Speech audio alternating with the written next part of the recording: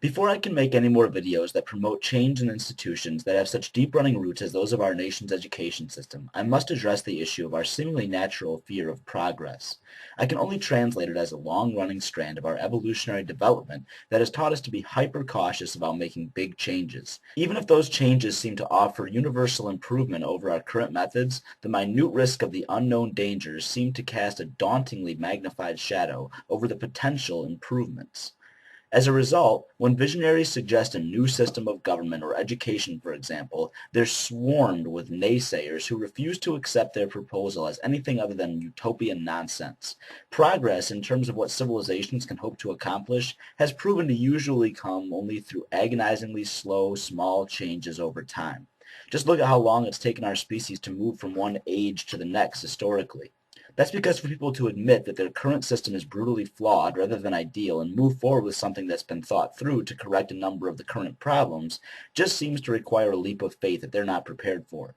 Of course, in this sense of the word, it also requires a leap of faith that flaws of the current system will somehow just correct themselves without any action or intervention for improvement.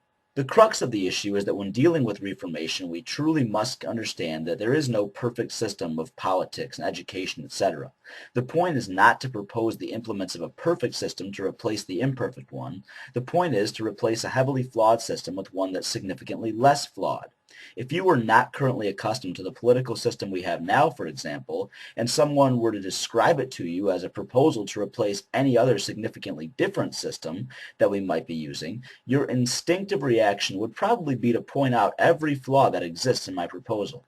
You'd probably explain that it couldn't work and where the corruption would take place, where the balance of power would be skewed. You'd explain how some people would take advantage of the system and others wouldn't benefit at all. You'd probably be right about that. But if I was proposing our current democratic system to you over a system like fascism, most would agree that my proposal would be the superior choice. I think it's about time we opened our minds enough to self-criticism that it takes to recognize that our current methods may be enough to survive with, but in terms of achieving our full potential, they aren't working, and they're going to have to change if we plan to reach our full potential. Who knows? That just might be worth the risk.